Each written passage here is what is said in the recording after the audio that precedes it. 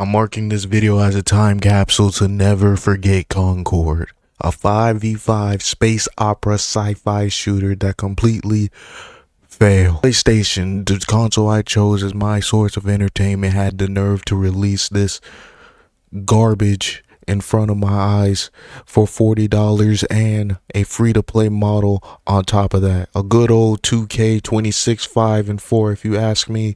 A good old Madden, a good old Ultimate Team, and everything in between. If we take it back to the closed beta, this game had a low participation in the beta, and you could say that was just a lack of representation in the game. But after spending $500 million in a game, you would think people would be a little bit more interested in your bright idea. Once you have seen the low beta numbers, you would think that it would occur to these guys that the initial sales of the game would be low. This is reflected in the fact that the game sold 15,000 copies on PlayStation, maybe indicating a change to the more free-to-play model like games like Overwatch have employed since their release of Overwatch 2. A reminder to you that Overwatch 2 released in 2023 and this game released in 2024, marking a full year where any reasonable person would have seen the error of their ways and made an adjustment. The reason why I say this is because a lot of these games are built off of momentum, a momentum that the game will be good by the time it comes out. That's why beta releases are performed. That's why free betas for almost a year,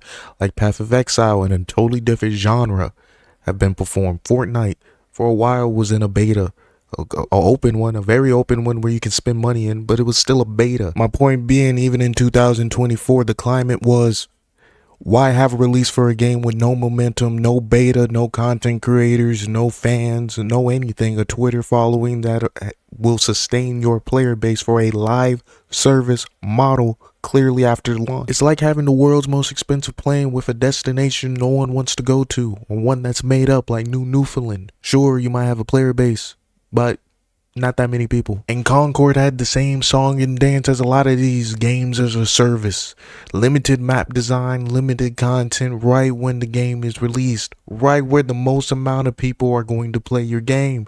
Who cares about future content if there is no content to play right when we start to play the darn game? It's like going to a theme park like Universal Studios and 3/4 of the park is waiting to be structured. It's not going to work. It's not going to work because players want a lot up front.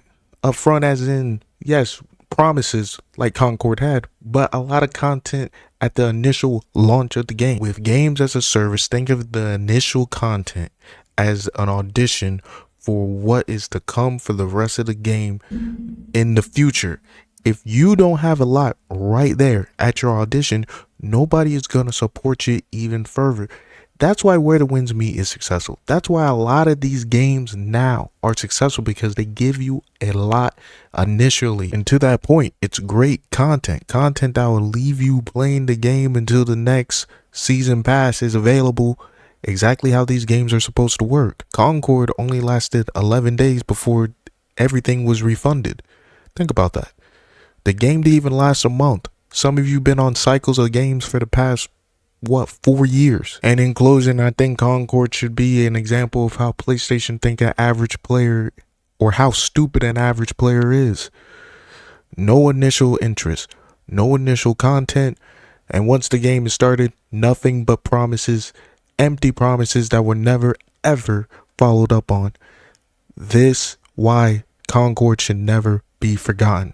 That's why I made a video about it 1 year later. That's why I'm talking about it right now. Never forget that PlayStation thinks you're dumb.